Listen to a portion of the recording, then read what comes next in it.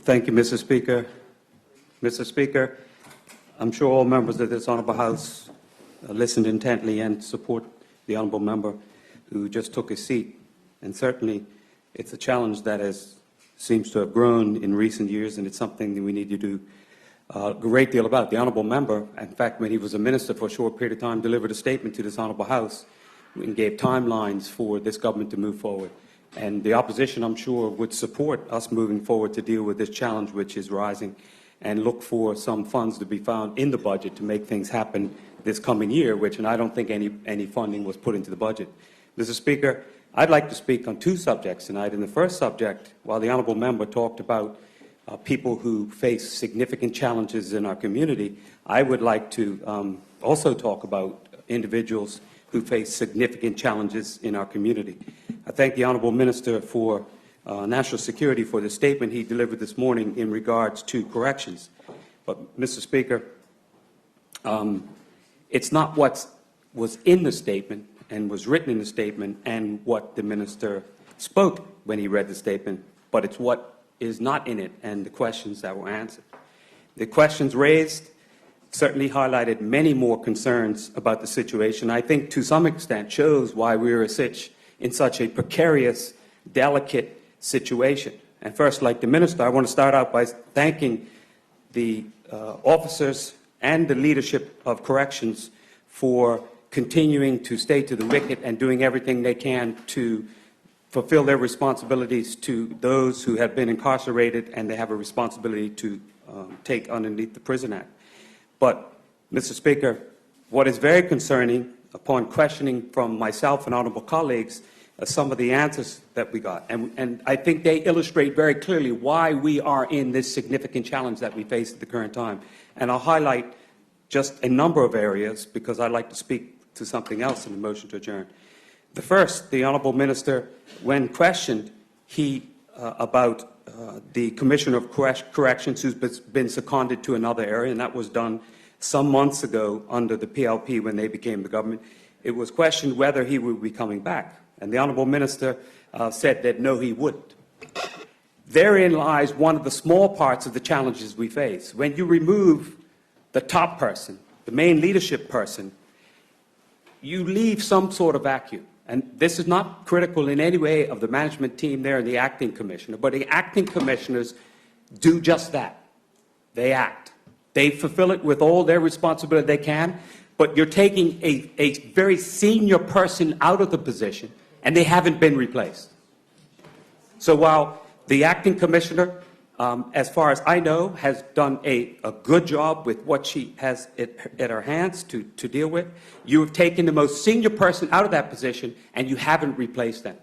That's a significant challenge. And that's why we ask, Mr. Speaker, what is the budget allocation going forward, not only for replacing the commissioner, but for dealing with many of these issues that are up there and dealing with the negotiations that are taking place, trying to go to arbitration to deal with the conditions of service, mainly pay and the health insurance thing. And if government hasn't set aside a budget for that, we are going to be operating from a very difficult position, and the Minister of Finance is not going to meet the budget surplus that he said that he would meet last year. So it's amazing, until these questions were asked, we didn't know that the most senior person was not coming back. Did corrections know? Did the Prison Officers Association know? Is there or was there a plan in place to deal with this? Going on, Mr. Speaker, on page 2 of the statement from the Honourable Minister, it says very clearly in there that the facility had a limited hot water supply. And when I questioned that, I was informed by the Honourable Minister that they were without hot water for 9 months. Now, Mr. Speaker, in talking to the Honourable Minister when we passed out in the confines of the House of Assembly, the Honourable Minister did explain that it wasn't for the whole 9 months, that it was for periods in the 9 months. Well, Mr. Speaker, if you are without hot water in any facility or any operation for more than a very short period of time, and a short period of time to me is a day or a couple of days, that facility would be closed, Mr. Speaker. And I hear members on that side say no. But, Mr. Speaker, if you are without hot water for days and weeks at a time, how do you ensure that the kitchen runs effectively and hygienically? How do you ensure that the laundry is done effectively? How do you ensure that the inmates, and I hear members say you can boil water. Yes, we can boil water, but in an operation as big as that, it takes a lot of pots and a lot of boiling of water, and you're ineffective. How do the inmates have the hygiene that they need in that facility? Yes, they're incarcerated, and you could say a cold shower would do you good, Mr. Speaker. But under proper conditions of incarceration, they are entitled to certain things, and hot water is one of them. So in this period of time, the inmates, the laundry, and the kitchen, and, I hear honorable members say, they're catcalling. That's because the button is red, and the red button's being pushed, and we're hitting points. It is unacceptable that hot water has been a challenge for those period of times. And, Mr. Speaker, I know it's an old facility. I know that there are challenges within maintenance. But hot water is an issue that after a couple of days, it's got to be fixed. It's got to be fixed. And it was only upon questioning did we find that the limited access to hot water meant there was no hot water. There's a difference in wording in limited and no. Now, I go on, Mr. Speaker. On page 6, it says that there are restricted, and I'll get to it, Mr. Speaker, there are restricted programs and classes, and visits are restricted. Well, last that I checked, Mr. Speaker, the dictionary, it says restricted is limited in extent, limited in number, limited in scope, or it could mean restricted in space, limited cramped, confined quarters. Well, Mr. Speaker, I understand, and on questioning, I think the minister confirmed that no classes are taking place. That's not limited, Mr. Speaker. That means that nothing is happening up there, Mr. Speaker. And as we work through this work to rule, and as it goes to arbitration, if we continue to be in this position where no classes are taking place, where there's no programs taking place, we are doing a disservice to the charges that we have under our remit. They sit in a cell. How can they be rehabilitated? How can they help to be reformed? How does that do anything for them when they become closer and closer to the day that they get released? But the statement says limited, and I understand that there are no classes. Now, Mr. Speaker, I wish to get to another point that I want to speak about, but this issue of corrections is one of many which shows that this government is slowly but surely being disconnected from the people that they serve. And their logo, their mantra is putting Bermudians first. Well, how can you put Bermudians first when corrections is to a point where they're under work to rule, with no end in sight to when that will finish? Because we don't know when the arbitration is going to take place, Mr. Speaker. We don't know how long that arbitration is going to last, Mr. Speaker. So the officers are being subject to that. The inmates are being subject to that. At the very least, we know that the hot water is going to be fixed sometime in July, but do we really know that that's going to be the case, Mr. Speaker? Of course. So I ask the Honourable Minister, with all his good intent to get these things done, now we need to have some good solutions as we move forward, because any other facility would have been closed under that. The Department of Health would have gone to another place. If they didn't have hot water in the kitchen, they'd have closed it down. They'd have given them a couple of days to do something, they'd have closed it down. But here we only learn when the minister brings a statement to the House and is questioned by the opposition doing their job. We only learn about it, Mr. Speaker. Now, Mr. Speaker, honourable members will have an opportunity to speak when I'm finished. The second subject that I'd like to talk about in the about 10 minutes that I have left is the ongoing embarrassment of many situations this government has put us in. Now, Mr. Speaker, the ongoing saga, the red flags that are still raised in regard to arbitrage. Mr. Speaker, we know that arbitrage became public with many unanswered questions. I think it was about a year ago. And those questions have continued them out. And I've followed this matter intently from the beginning, and I've asked questions. It was a year ago. I'm hitting that nerve again, that hot button's on. It was about a year ago when the Honourable Premier, yes, the Honourable Premier, tweeted about a meeting with Arbitrate. Shortly after that, I think it was in July, Arbitrate held a press conference in which they threw out commitments, or you could say allegations, of title to $10 billion in gold. That number, I think, has risen to about $15 billion now. They threw out a commitment or an allegation that they would donate $1 million to the government, a commitment of 200 jobs to Bermuda, many unsubstantiated donations that have never taken place to this time. Mr. Speaker, a short time later, during the Premier's question period in July, I put questions to the Honourable Premier, and many of those questions remain outstanding. Simple questions like, who did you meet with?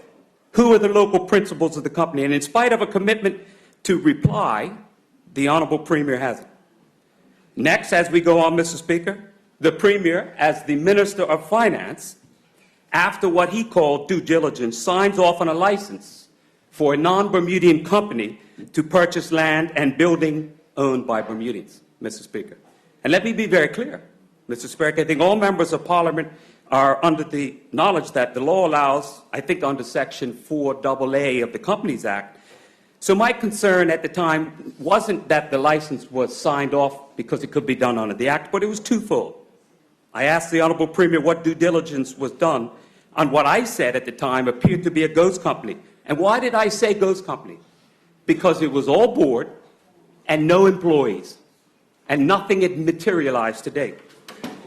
The Honourable Premier gave some understanding of what due diligence had done, but had to come back during the budget debate on the Monday to give a personal explanation.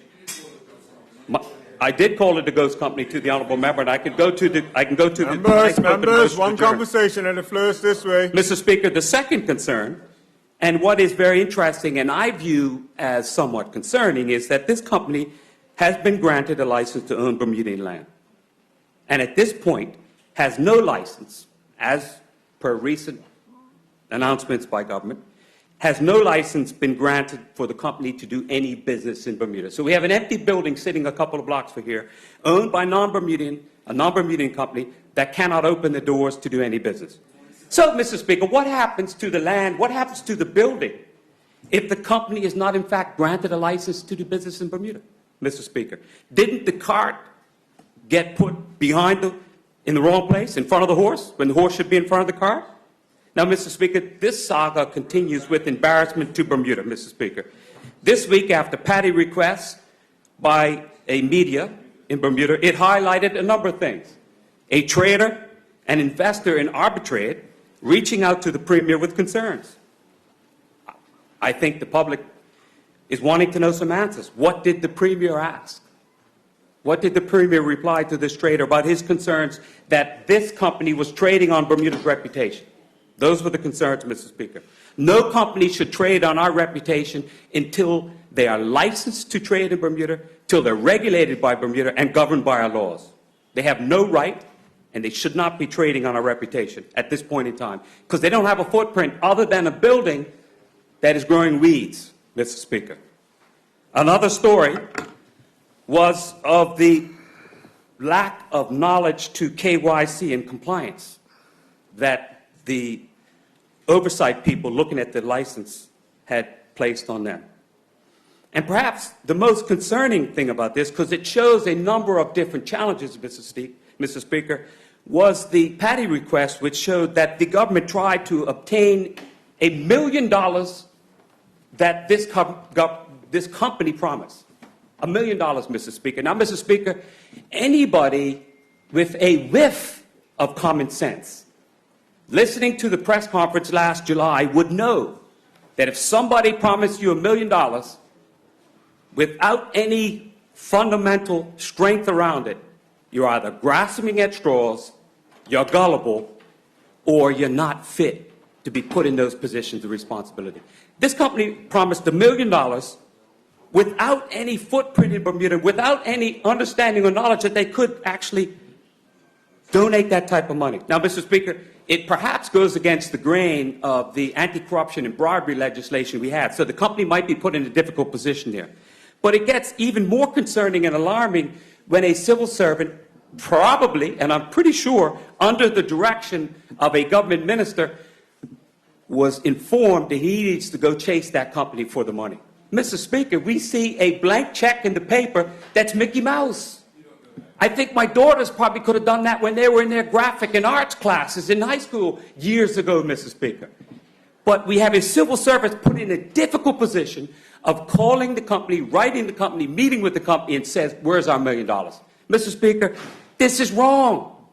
This is not the way Bermuda does business. Mr. Speaker, we are a sophisticated, well-regulated, and well-respected jurisdiction.